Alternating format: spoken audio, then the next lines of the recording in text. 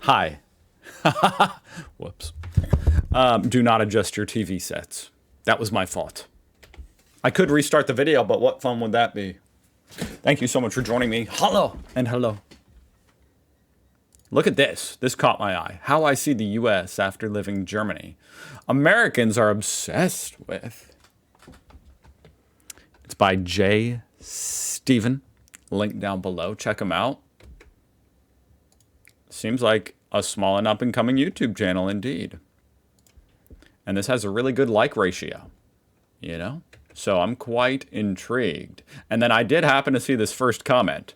Jay, you've been blessed with common sense. All right. Okay. Let's see. I'm highly intrigued. Yes, that is a horse walking into a bar, and it's not a joke. I know it Interesting. sounds like a joke, but And this is Germany. It's not Texas. it's not a joke. I just wanted to make a tune that you and me can fall in love tonight. I would hope that you and me It's very loud in my would headphones. like to throw around the tailbones, but in between Wait, he's in America, I assume, it looks like. the text. Living outside of the USA has made me realize a few things. Well, I'm sorry, is that the same guy? But in I think it's two different guys. That just tripped me out. living outside of the USA has made me realize a few things. Definitely is two different guys. Well, actually, a lot of things, Okay. which I've talked about in a lot of my previous videos. So if you haven't seen those, if you're interested, you might want to check those out. But one thing Definitely go check out his other videos. I've realized, and it has been looming over my head for a while, is that how us Americans, I am part of this as well, that we are so obsessed with certain things. They're just basically some points that I've observed over the years, especially living in Germany. I had this realization. I was like, wow, I never realized that us Americans, are so obsessed with certain things. Like, okay, so you're living in a bubble and you can't really even recognize, you have no, reference point for how people live outside the bubble until you step out of it, right? So if you are new here, I am Jay, my other half is Stefan. He's usually behind the camera, but Oh, so it's two different people, Jay and Stefan. today I'm flying solo. Half of the year we live in Germany and the other half we live here in Southern California. Oh, today interesting. we are going to talk about some American obsessions, and I'd love to hear your opinion on these as well. So I'm excited. let's get right This is quite a unique perspective. He lives half in Germany, half in California. into it. Guns. A lot of the people around the world do not understand why Americans are so obsessed with guns. If you look at the history of how the I don't really understand it either. USA was formed and the laws of this new land back then, or I guess I should say lack thereof, then you kind of start to understand this obsession, which exists today. It lingers on today for guns. But the issue, I think a lot of people around the world would also agree that was I mean, it was back in a time period. back then, but this is now. I'm gonna let him finish. And the world has evolved. Progression has taken over the world. I guess he's not really gonna go. I mean, I was just gonna say that back in those days, there was a big. It was before America had the biggest military in the world, certainly, which was a major rationale part of, hey, we need to be able to form a militia at a moment's notice. Best way to do that is for everybody to be armed, and in case we're invaded. Now, there's multiple schools of thoughts from different founders of America. That was a major school of thought. Pretty much all of them agreed with that. But then it was also like, and also, if America ever became tyrannical, under the control of a tyrannical government, the people need to be able to form a militia to fight back against the government. Okay, interesting. I mean, I think those are the two main rationale. And then I guess the third would just be a general, like, freedom idea. Like, if you trust the people, then let them bear arms. It's kind of an abbreviated quote. But in a lot of ways, this obsession with guns is so freaking outdated. It seems to be just completely. Unfortunately, like the way I just described it kind of sounds, those are like rational viewpoints, right? Unfortunately, it's kind of just become, in the modern age, it's just like a bunch of, frankly, stupid people, is like, that just think guns are cool. Like, I mean, I'm just being honest, that's like a major aspect of it today. It's not nearly as serious anymore. It's more just like, yeah, I really like shooting my guns, so I want my guns. That sums up a good portion of people's actual feelings. Now, no one's going to say that, but that is a major portion of it. Completely stuck in the past, and in some ways it's actually even gotten worse than the past. Now, there are many reasons why this obsession with guns exists. I just did a video, I think it was a previous video, yeah, where I talked about this obsession with guns. And in that video, I talk about how this gun obsession is linked to political gains, monetary gains, the monopoly that's been created by the NRA. And a lot of Americans have this sense of freedom from owning a gun. Like it or not, a lot of Americans feel owning a gun is an important part of their freedom. See, that's exactly what I just said, right? They feel like they have the right to protect themselves when and if I mean, that was the third reason. He was absolutely right. Then there is this entire other. And it is, I mean, it's the ultimate equalizer, you know.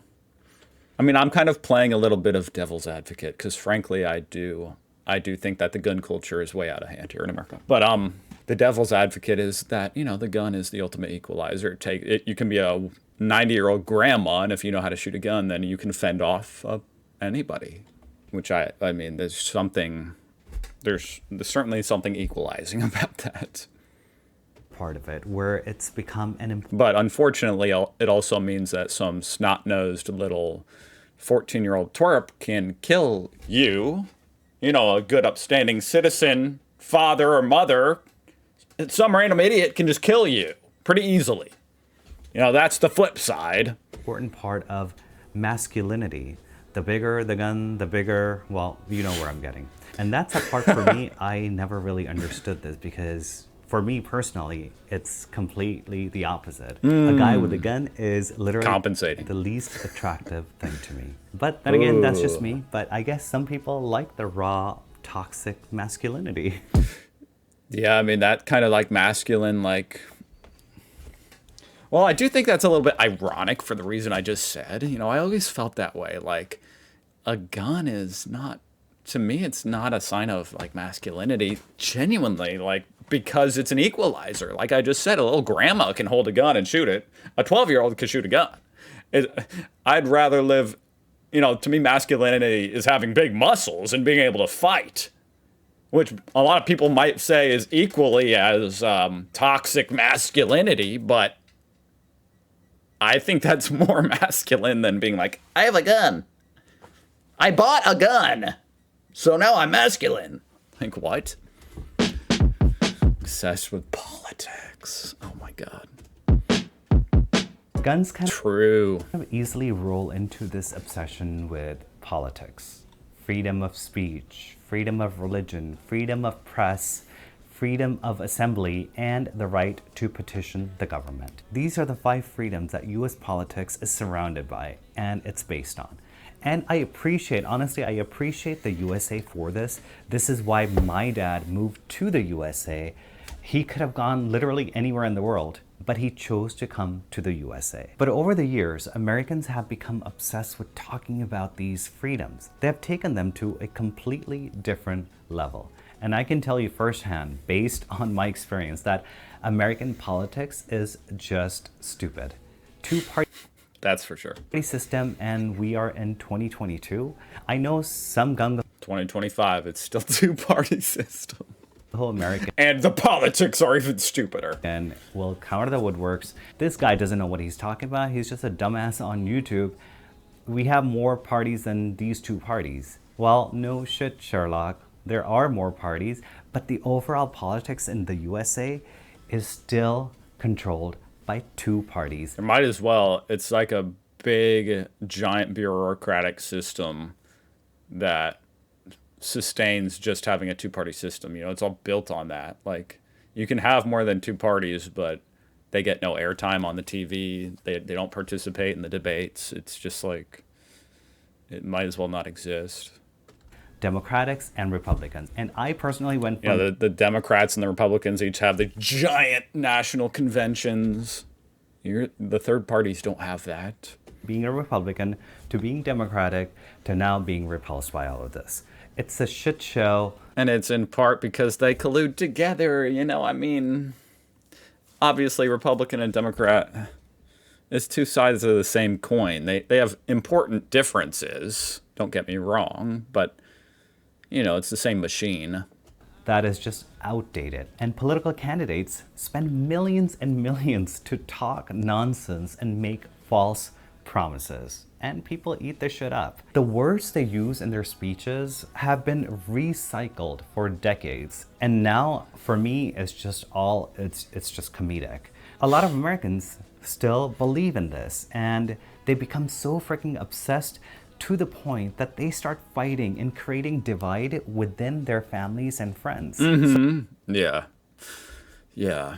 That's something about, like, it's a more intangible thing about having multiple parties that I feel like is beneficial, is that you don't become as just like rivals, you know? It's kind of like sports teams. Like, you don't have like 5-way rivalries. You have 1v1 rivals. You know? It's Federer versus Nadal. Rival! Now, quote, bad example because Djokovic. But, you know what I'm trying to say. The more parties you have, the less it becomes just these two groups divided at each other's throats. So all in all, I think it's a sad part of the USA, which is also funny. Well, funny if you are not surrounded by it all the time. And this obsession is now worse than ever. In 2016, things took a turn in the USA politically. And now there's literally no turning back. The country is divided and continues to be divided further and further as time goes by. Nationalists feel empowered and they will do anything and everything to preserve their nationalism. So I guess what I'm trying to say is that when it comes to politics, it's no longer obsession, it's far worse than obsession. Oh, yeah. There's so much more. It's crazy how 2016, like Trump's initial, you know, that election, to me, time is just flying by, you know, but that was almost 10 years ago. It's like a long portion of America's history at this point. To life than American politics.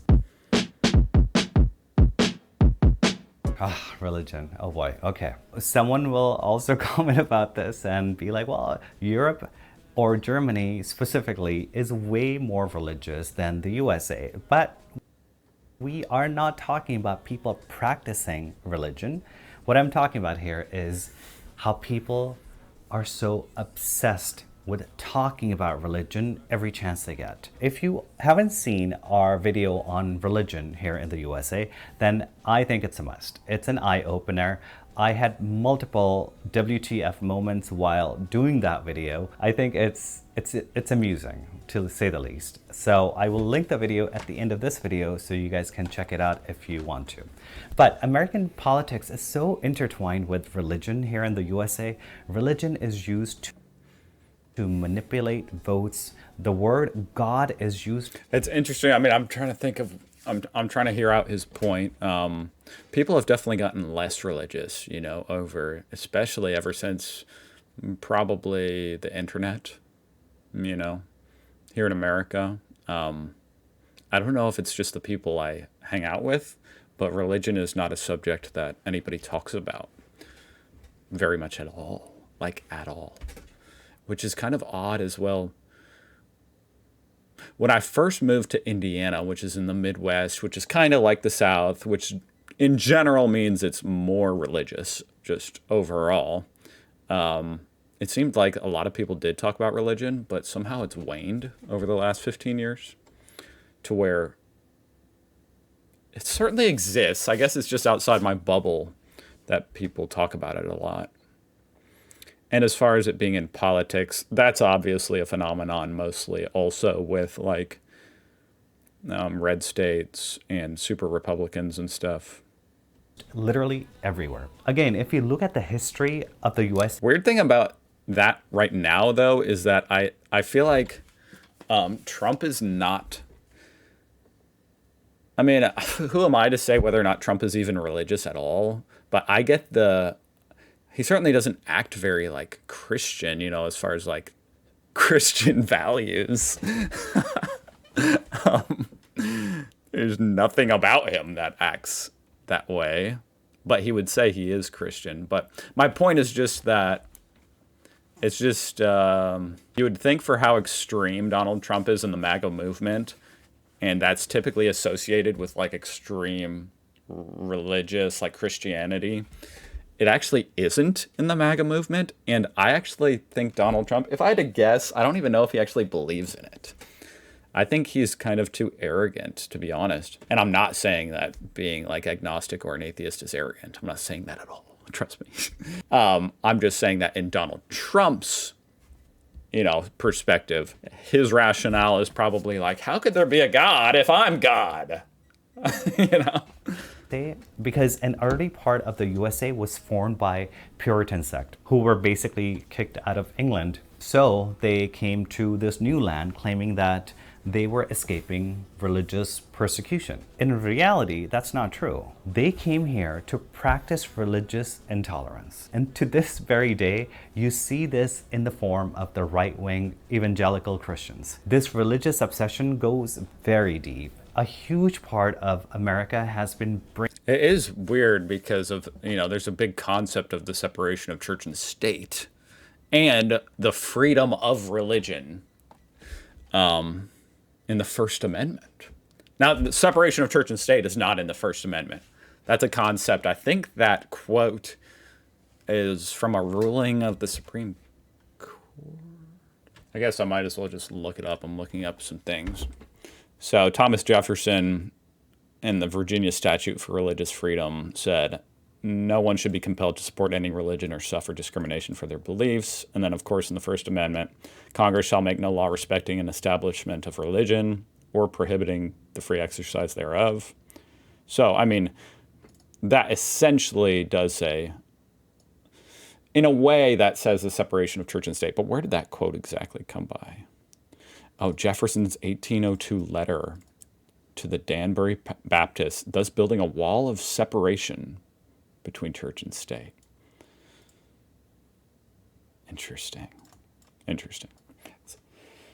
Okay, anyway.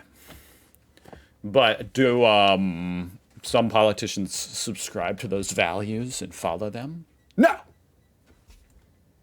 And it's always a big deal. I mean, lots of court cases have gone to the Supreme Court and stuff about that type of thing. Like as far as, can you pray at a public school, for example? A school here in America certainly can't make you pray, and they can't even have time to pray, and they can't endorse a specific religion. Those things are all, those have been made clear. But I believe a case did go through the Supreme Court a few years ago that said that if a football team, for example, at a high school wants to say a prayer before the game, they can. They can do that. It just can't be compelled by the school. Goes very deep. A huge part of America has been brainwashed for years. The funny thing is, though, that these types of Americans are the ones that are toting guns and do most of everything which is contradicting their religion. Then again, half the shit they wouldn't say it was, but it does. That they do religiously is all made up anyway. This obsession with religion in America it has been there since the birth of this nation. Now, interesting take. I mean, the whole religious topic to me is kind of like a bit taboo to me. It's kind of, I don't know. I'm not really interested in talking about it, to be honest. In the USA, wealth is measured by success. And like, I'll talk about politics, religion. Now, when they intertwine, that's a problem. That's where it becomes hairy. Success is measured by money and titles. If you are a VP or a CEO or a CFO or a COO, whatever it is, as long as you have an executive title, people will automatically look at you with wide eyes. Because True. of this constant race of chasing after a status to fit into the elite society, Americans overall have become obsessed with work. You know, I'm wondering to what extent this is true. Is this not true in Europe, where people like have a respect for the, the like the elite, like I don't know, what am I trying to say? Like if you're a lawyer or a doctor, do people not look at you or treat you a bit better? I don't know. Maybe not. It's a show and tell. And then you've actually got this phenomenon here where I live in the Midwest, where there's a lot of blue collar workers, where interestingly, they actually, and maybe, I mean, this guy said he lives in California. It looks like he has a totally different lifestyle, in which, I mean, U.S. is a huge country. So, yeah, there's lots of different places and people. And I'm saying that there's this culture here where I live where people actually have this hatred for like the suits, like if you work a desk job, you're not a real man, a real man. I smoke 3 packs a day and look at the calluses on my hands. You're a pussy. You should have had a computer. I don't even know how to use a computer. Okay, does that make sense? So that does also exist. Who has a bigger house, who drives a nicer car, and to the point, like who has more credit line available on their credit cards. It doesn't even stop there. It also goes on to... Who even talks about that? Ew, that's so gross. Who has more credit available on their credit cards? I'm glad that I've never had to suffer that conversation with anyone. Although I believe there's certain people out there, especially thanks to like the Kardashian type of culture that I guess exists. I mean, like I said, I live in the Midwest, so I live in kind of the opposite, more like trailer park type shit. But that Kardashian type lifestyle, people that think they're bougie and cool because they have a $30,000 credit limit or something, apparently. Wow. Who has more successful friends? So story time. Stefan and I were hanging out in Los Angeles. This is a few years ago. So anyways, we were there having drinks, and this woman comes up. What's funny is he's actually kind of railing against both sides of American culture. Like you're having what I'm describing, these people, these kind of like rednecks that live in the Midwest and South, where they're like gun-toting Bible thumpers. And then you have the other people, the bougie people in Los Angeles that, well, my credit score just went up 40 points. Now it's higher than yours. Yeah. I mean, ultimately, people can be annoying no matter where they're from or who they are, right? There's annoying people everywhere. There's also good people everywhere. And she's talking to us, and she literally asks us, "Are you guys anyone important?" So I told her, I was like, we're actually not important at all. We're a nobody. And you know what Jesus in the Bible would say? If I had to guess, he'd say, no, I'm not important. You know what I mean? And she literally just turned around and she left. And we were both like, wow, we can't believe this just happened. That's insane. Just like way out there. She was at least honest about it, right? So that's one thing I give her credit for. She was just honest. That sounds like a uniquely Los Angeles experience, because wow. Her ridiculousness. But most people just hide it. So that's the good thing about living out in the sticks, is that there are no important people. When you live in a society which constantly measures people's worth by their success, you can kind of understand why Americans are obsessed with work. That's one part of the work culture. Then there is complete opposite, where people obsessively work because they literally have to. They don't have a choice. So ultimately, the work culture here sucks. I know rest of the world, thinks that Americans live to work, but in most cases, they have no choice. It's more like they work to survive. Yeah, yep. Pretty much. Now, this is an interesting one. Obsessed with optimism. Is that a bad thing or a good? I mean, I can't imagine that's a bad thing. So I'm interested to hear what he has to say. Obsessed with optimism. Well, okay, it could be bad in that if it's like fake.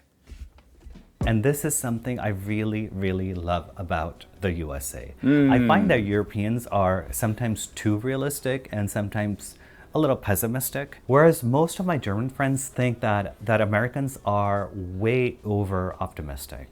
And after living in Germany, I can kind of see that now. But I still somehow love this optimism. Frankly, I do too. I mean, I think that out of all the shit with America, the optimism is not the problem. That's a good thing. In the USA.